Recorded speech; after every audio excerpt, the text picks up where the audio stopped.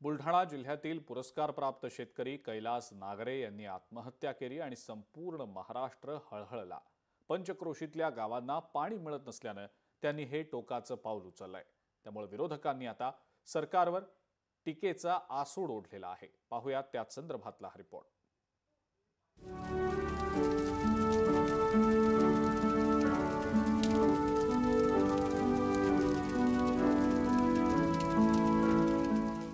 पुरस्कार प्राप्त युवा शेतकऱ्याची आत्महत्या। कैलास नागरेंच्या आत्महत्येने हळहळ। पंचक्रोशीतल्या शेतीला पाणी नसल्याने उचललं पाऊल। पूर्ण शेती आम्हाला भेटली पाहिजे। जेवढी शेती त्याच्या आईची आहे तेवढी शेती सगळी भेटली पाहिजे आम्हाला। कैलास नागरे यांच्या पत्नीसह नातेवाईकांनी हंबरडा फोडलाय, कारण कैलास नागरे यांनी आत्महत्या केली आहे। राज्य सरकारनं पुरस्कार देऊन गौरवलेल्या कैलास नागरे यांच्या आत्महत्येने हळहळ व्यक्त होतीये। बुलढाण्यातल्या शिवणी आरमाल या पंचक्रोशीमध्ये पिण्यासाठी आणि शेतीसाठी पाणी मिळत नाही, म्हणून त्यांनी हे टोकाचं पाऊल उचललंय। आत्महत्या करताना त्यांनी एक चिठ्ठी सुद्धा लिहून ठेवली आहे। सिंचनाच्या सुविधा आहेत पण पाणी नाही। खडकपूर्णा धरणातनं पाणी सोडण्याची मागणी केली होती। माझ्यावर केळी आणि पपईच्या शेतात अंत्यसंस्कार करा। सरकार आणि मुख्यमंत्र्यांनी माझ्या मुलांचं पालकत्व स्वीकारावं। मुलांचं शिक्षण करण्यासाठी मी असमर्थ ठरलो, स्वतः शून्य झालो आणि मुलं बाबा बायको यांनाही शून्य करूनच जातोय।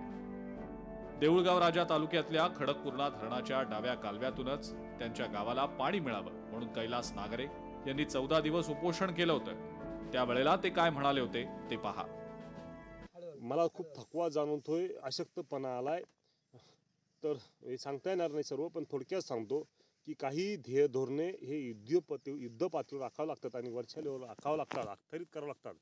त्यासाठी आपण काल यांच्या शब्दाने, म्हणजे एजीओ साहेब, तहसीलदार मॅडम किंवा ठाणेदार साहेब यांच्या शब्दाने जिल्हा स्तरावर आपली मीटिंग ही 24 तारखेला आयोजित केली आहे। त्यामुळे आपण तुर्तास हे उपोषण मागे घेतलंय।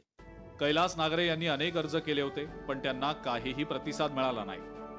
त्यांनी अखेर हे दुर्दैवी पाऊल उचललं। कैलास नागरे यांच्या आत्महत्येनं त्यांच्या कुटुंबावर दुःखाचा डोंगर कोसळलाय। न्याय पाहिजे, नाही तर आमची आत्महत्या ही लवकरच होईल, नाही लवकर निकाल लागला। शेतीचा निकाल लवकरात लवकर लागलाच पाहिजे। जेवढी शेती त्याच्या आईची आहे तेवढी शेती सगळी भेटली पाहिजे आम्हाला। नाही तर आम्ही सगळा परिवार, पूर्ण बहिणीचे मुलं सगळे सामूहिक आत्महत्या करणार आहे। कैलास नागरे यांच्या आत्महत्येनंतर विरोधकांनी सरकारला धारेवर धरलंय।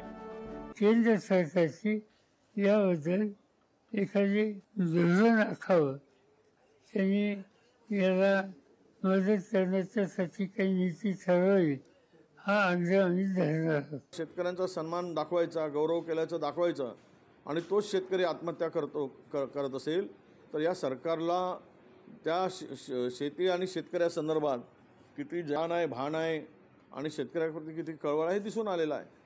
म्हणजे मला वाटतं की महाराष्ट्राच्या इतिहासामध्ये ही एक काळी नोंद आहे या सत्ताधाऱ्यांच्या नावानं लिहिणारी। कैलासच्या आत्महत्येचं पातक या सरकारवर आहे आणि या सदोष मनुष्यवधाचा गुन्हा कोणावर दाखल करावा, कैलास यांच्या, त्याचा खुलासा राज्याच्या मुख्यमंत्र्यांनी करणं गरजेचं आहे। कैलास नागरे यांच्या आत्महत्या प्रकरणी सरकारवर गुन्हे दाखल करावेत अशी मागणी शेतकरी नेते रविकांत तुपकरांनी केली आहे।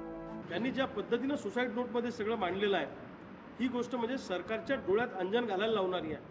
सरकारवर गुन्हा दाखल झाला पाहिजे कैलास नागरेच्या आत्महत्येप्रकरणी। अशा हजारो लाखो शेतकरी या व्यवस्थेला कंटाळून आत्महत्या करतायत।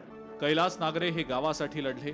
मृतक कैलास नागरे यांना शहीदाचा दर्जा द्यावा अशी मागणी ग्रामस्थ करतायत। या सर्व शेतकऱ्यांसाठी आमच्या बंधूंनी शहीदपण आज स्वीकारलं आणि शेतकऱ्यांसाठी आज ते शहीद झाले आणि सर्व परिवार आज त्याच्यामुळे पोरका झाला।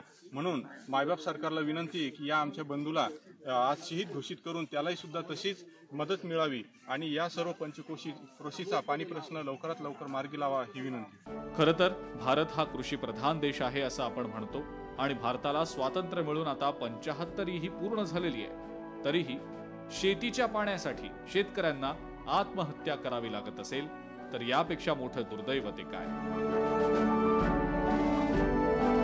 संदीप शुक्ला, लोकशाही मराठी, बुलढाणा।